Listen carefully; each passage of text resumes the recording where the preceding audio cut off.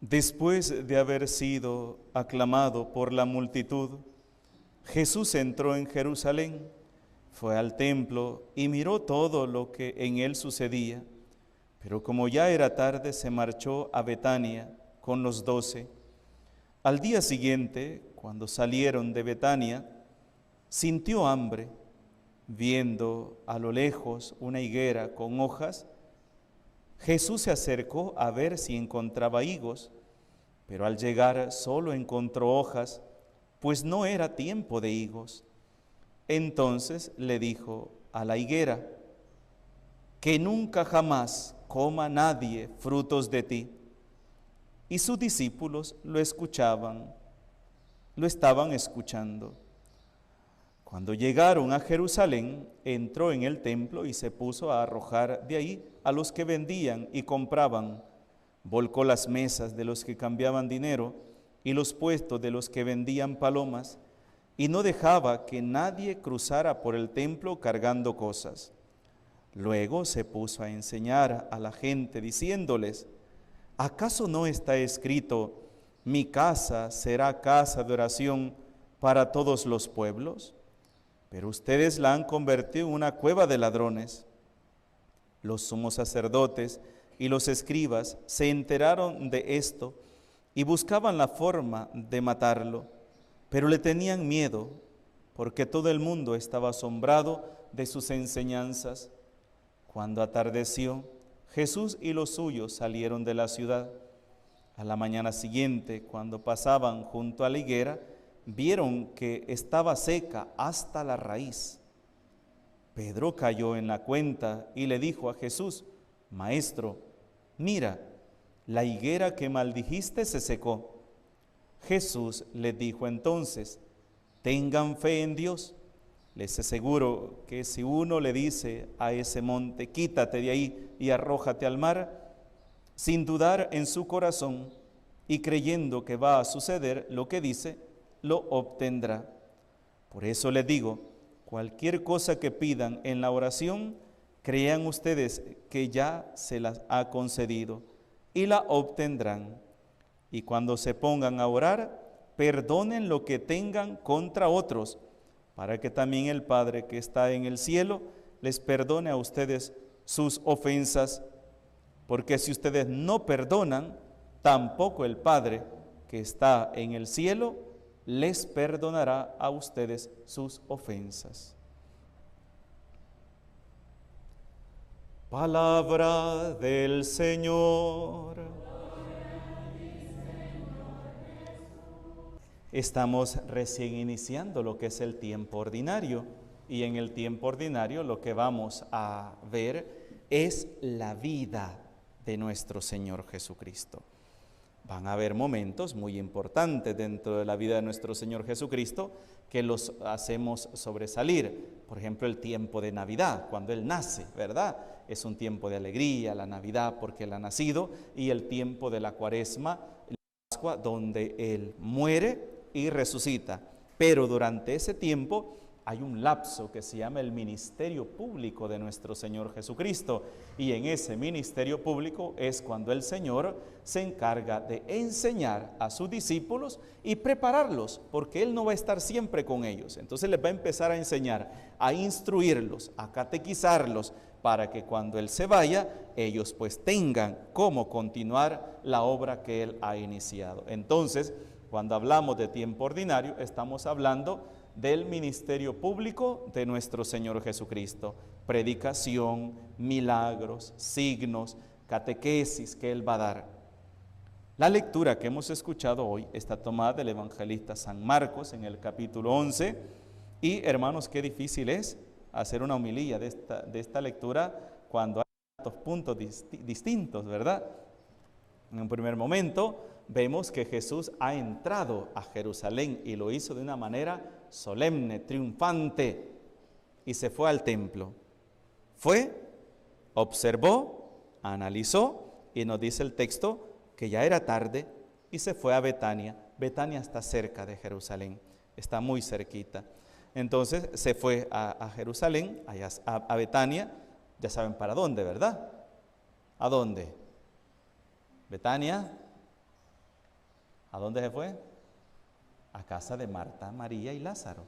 En Betania estaban sus amigos y la casa de Marta era un hotel, entonces que estaba en el camino para Jerusalén. Entonces muchos peregrinos llegaban a hospedarse ahí, ya que no podían quedarse todos en Jerusalén, se hospedaban ahí, en Betania, porque era un hotel donde recibían a los peregrinos. Ahí se fue a quedar. Cuando venía de regreso, sintió hambre, dice el texto. O sea que Marta lo mandó sin desayunar. ¿Ah? Marta lo mandó sin desayunar. O a saber, tal vez tuvo un antojito el Señor, ¿verdad? Tuvo un antojito de una frutita o algo y se acercó a la higuera. Pero nos aclara el texto que la higuera estaba llena de hojas. ¿Por qué? Por tiempo. Este es un dato interesante que el texto nos presenta, que no era tiempo de que diera higuera. Y cuando se acercó Jesús a buscar higos, que no era tiempo que diera, le dijo: que nunca jamás coma nadie frutos de ti. Y se fue. Y sus discípulos estaban ahí escuchando lo que él dijo. Y se fue, ¿verdad? Ese es un episodio. Luego después, llega Jesús al templo. Ya un día antes ha observado lo que está pasando en Jerusalén y dice que hay cambistas, vendedores de ovejas, de bueyes, de palomas, y entonces hay un montón de gente. Pero ¿dónde se habían metido esta gente? Se habían metido al templo. ¿Por qué?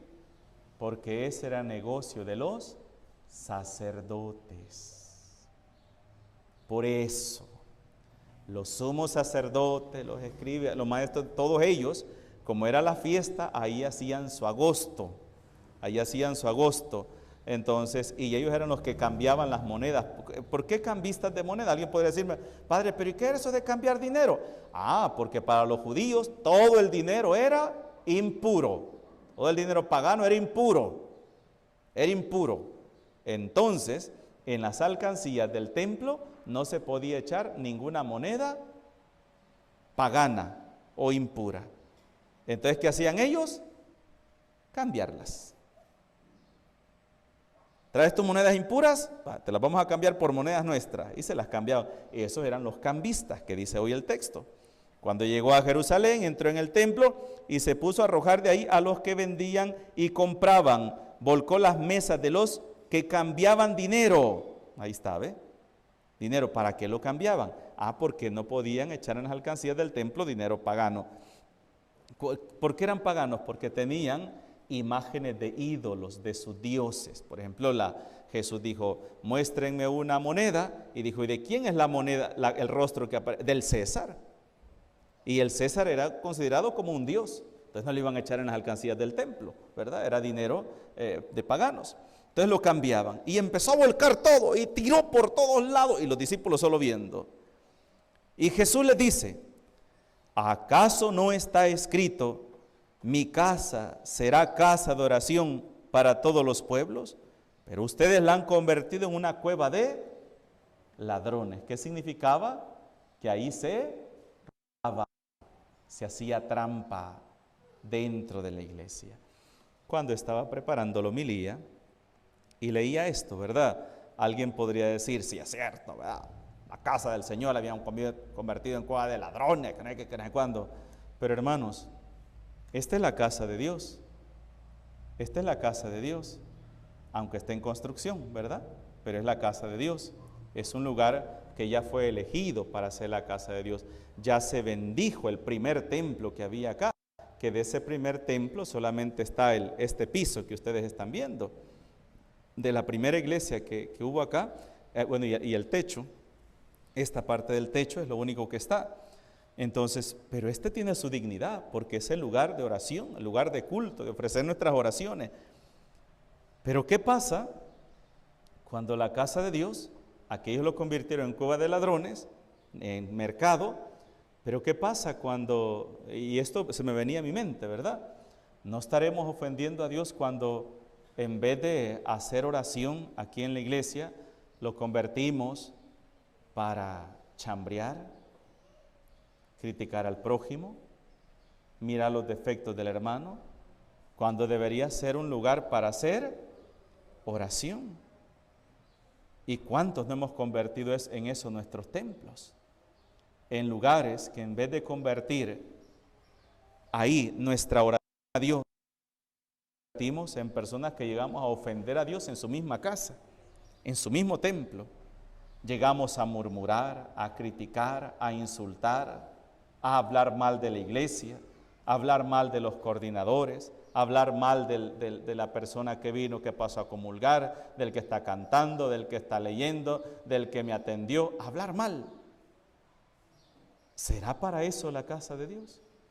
Incluso como a veces hablamos también sobre la vestimenta, ¿verdad? Para ir a la iglesia. La vestimenta, hay muchos que se sienten ofendidos, ¿verdad? Cuando se empieza a tocar temas sobre la vestimenta en la iglesia. Pero es que no es mi casa, es la casa de Dios. Es la casa de Dios y la casa de Dios merece respeto. Muchas personas van a la iglesia y van como que si van al parque. Y yo a veces he tenido que ver personas que hasta con la pierna cruzada, ¿verdad? En el pie cruzado así, ¿verdad? Hasta mandando mensajes o hablando por teléfono o hablando con el que está a la par. Se nos olvidó que esta es la casa de Dios. ¿Y qué dice Jesús? Mi casa es casa de oración. Mi casa es casa de oración. Y eso deberíamos tenerlo siempre presente. Siempre que entremos a una iglesia, no estoy hablando de la parroquia San José, estoy hablando de todas las iglesias. Siempre que entremos a una iglesia, tenemos que darnos cuenta que esa es la casa de Dios. Y yo debo respetar. Por ejemplo, en otros países, cuando uno va, por ejemplo, a Tierra Santa, si una señora llega con ropa escotada, no la dejan entrar. En Roma le ponen una bolsa plástica para que se cubra la espalda. Y si lleva una vestimenta corta, no lo dejan entrar. No lo dejan entrar porque se respeta. Aquí, si alguien nos dice que tenemos que vestirnos de esta manera, que no tenemos que, lo consideramos una gran ofensa, me están ofendiendo. Y tú no estás ofendiendo a Dios. Y eso se nos olvida a nosotros. Entonces quería hacer este pequeño paréntesis en cuanto a esto, ¿verdad? Luego dice, los sumos sacerdotes y los escribas se enteraron de esto y buscaban la forma de matarlo. Miren esto. ¿Por qué? Porque les estaba echando a perder el negocio. El negocio que estaban haciendo. Entonces, así reaccionamos muchas veces cuando alguien trata de hacernos ver el error en el que estamos cayendo. En vez de decir, sí, tiene razón este hombre, la casa es la casa de Dios y tengo que respetarla. Matemos a este que está hablando, ¿verdad? ¿O quién es este que me está diciendo? Y no se ha visto él en un espejo y que él acaso es santo. Y empezamos, cuando debería ser al contrario, deberíamos aprender a reconocer y decir, es cierto, lo que él está diciendo es cierto. No, buscando la forma de matarlo. Pero le tenían miedo porque todo el mundo estaba asombrado de sus enseñanzas. Cuando se atardeció, Jesús y los suyos salieron de la ciudad y se fueron. Pero aquí viene una cosa importante. Al día siguiente, cuando pasaban junto a la higuera, que un día antes Jesús le había dicho que nunca nadie coma fruto de ti, vieron que estaba seca hasta la raíz. Seca, no marchita, seca. Pedro cayó en la cuenta y le dijo a Jesús, Maestro, mira, la higuera que maldijiste se secó. Jesús le dijo entonces, tengan fe en Dios, y les aseguro que si uno le dice a ese monte, quítate de ahí y arrójate al mar, sin dudar en su corazón y creyendo que va a suceder lo que dice, lo obtendrá. Miren qué cosa más interesante. ¿Qué hemos dicho? ¿Quién es Jesús? Estamos en el tiempo ordinario, y en el tiempo ordinario es la vida pública de nuestro Señor Jesucristo. ¿Y qué es lo que está haciendo? Enseñando. ¿Y qué es lo que está? Acuérdense que a Jesús le gustaban mucho las parábolas. Las parábolas eran historias pero también les ponía ejemplos. Y esto, lo que Jesús hizo, no es un arrebato de ira, de venganza, o que Jesús tenía mucha hambre y de enojado dijo que sé que esta higuera. No, lo que Jesús está haciendo es queriendo darles una enseñanza a sus discípulos. Porque a veces, hermanos, se nos duerme el pájaro. Y pensamos, no, miren, como algunos, ¿verdad? Que pasamos insistiendo. El otro año voy a hacer un retiro, el otro año me confieso, el otro domingo voy a ir a misa. Y empezamos a decir, después, todavía no es tiempo. Mire, yo estoy alentado, no estoy enfermo, estoy joven. Ya empiezo a decir que después. Y aquí viene una cosa interesante. ¿Y qué pasa si hoy se acerca el Señor a pedirme fruto? ¿Ah?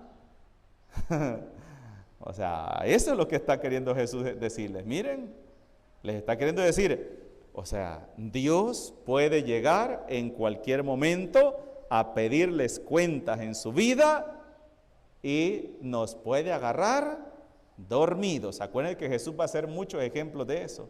¿Se acuerdan? Cuando el novio se va, ¿verdad? Dichoso el siervo que espera, ¿verdad? Cuando el Señor se va, dichoso el siervo que está despierto para cuando Él regrese. Y hoy, pobre higuera, que cuando el Señor le pidió fruto, solo hojas tenía, ¿verdad? Solo hojas, pero no tenía absolutamente nada. Y eso nos puede pasar a nosotros también. Dios nos puede pedir cuentas en cualquier momento. No esperemos a estar enfermos para llamar al Padre, no esperemos a ponernos viejitos para acercarnos a la iglesia y confesarnos, no, porque ninguno de nosotros sabe el día y la hora en que Dios lo puede llamar. Y termina Jesús el Evangelio con una frase muy interesante, que lo leemos en una de las prácticas de la novena al Divino Niño Jesús. ¿Se acuerdan? Dice, cualquier cosa que pidan en oración, crean ustedes que ya la han concedido y la obtendrán. Y cuando se pongan a orar, ¿verdad? Pídanlo con fe. ¿Se acuerdan que hay una tarea que dice, haré un acto de fe pensando en mi corazón, todo lo puedo en Cristo que me fortalece? ¿De dónde sale esa tarea? Sale de aquí. Sale de aquí. Algunas personas piensan que la novena del Divino Niño es un puro fanatismo. No, se sacan párrafos de la Biblia y se han acomodado en esas oracioncitas para hacer oración la misma palabra de Dios. Pero Jesús termina el Evangelio al final diciendo, pero antes de pedir algo, aprende a perdonar. Perdonar. Si tú quieres obtener algo del Señor, aprende a perdonar a tu hermano para que así Dios te perdone. Y eso es lo que más cuesta muchas veces, aprender a perdonar. Hemos dejado que el odio se apodere de nuestro corazón, de nuestra vida, de nuestra voluntad, y muchas veces lo único que buscamos es dañar, destruir y ver cómo le arruinamos la vida a las demás personas. Y no solamente con cosas grandes, a veces con cositas pequeñas, con desprecios, rechazos, murmuras, burlas. Ahí vamos destruyendo a una persona y le vamos quitando la esperanza, le vamos matando la alegría. Por eso pidámosle al Señor, hermanos y hermanas, que nuestra vida de verdad sea una vida coherente con el Evangelio y que si nos decimos llamar cristianos, que aprendamos a vivir como Cristo nos dice en su palabra. En el nombre del Padre, del Hijo y del Espíritu Santo. Amén.